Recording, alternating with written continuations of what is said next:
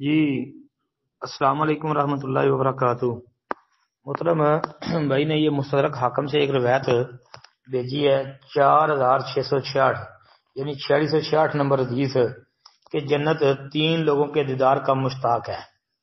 اچھا جی، حضرت علی رضی اللہ عنہ، سیدنا عمار رضی اللہ عنہ اور سیدنا سلمان فارسی رضی اللہ عنہ۔ اچھا، یہ اشتاقت الجنہ الی ثلاثۃ علی و عمار و سلمان۔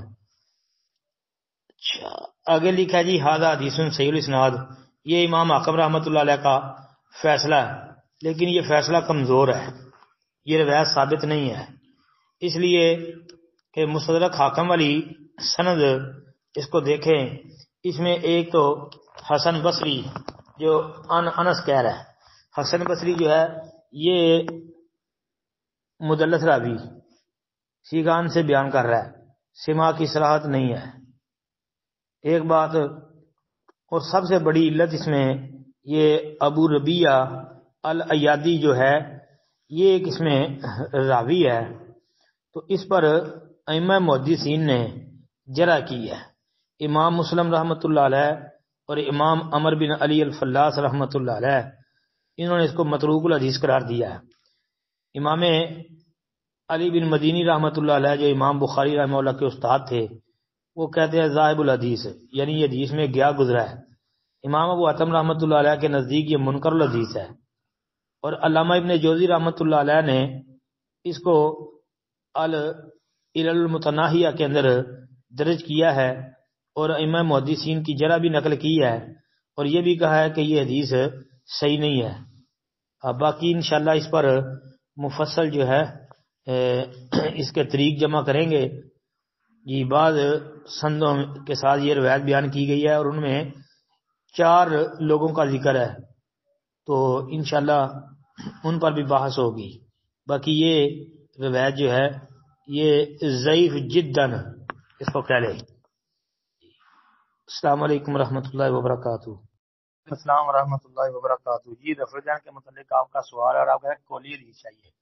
محترم بھائی، کیا آپ فعلی حدیث کو نہیں مانتے، یا تقریری حدیث کو آپ نہیں مانتے جو آپ نے قولی حدیث کا مطالبہ کیا ہے، یا آپ کو کسی نے یہ سبق پڑھا کر بھیجا ہے کہ آپ نے قولی حدیث کا ہی مطالبہ کرنا ہے؟ سوچیں، غور کریں کہ آپ کے نزدیک صرف دین قولی حدیث ہی ہے۔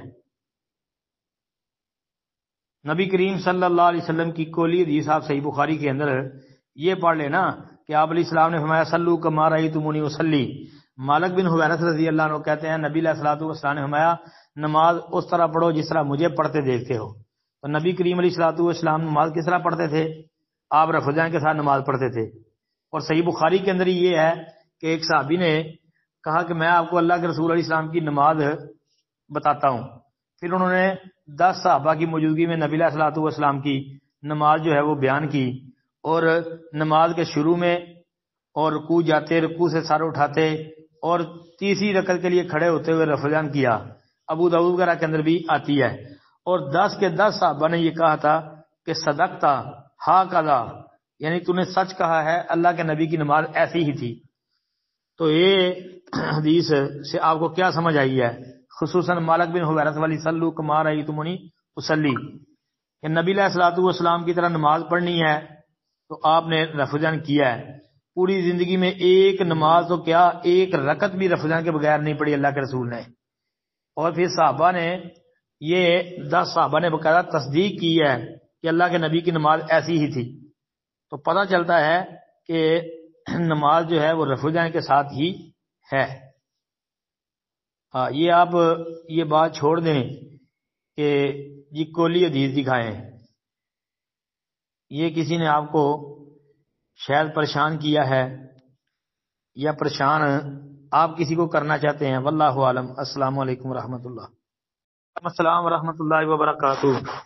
یہ محترم بھائی لکھتے ہیں جی کہ آپ علیہ الصلوۃ والسلام حج اور عمرہ کی تعداد کتنی ہے؟ مطلب نبی علیہ السلام نے کتنی دفعہ حج کیا ہے اور کتنی بار عمرہ کیا ہے؟ کہتے ہیں اس کی وضاحت کر دیں۔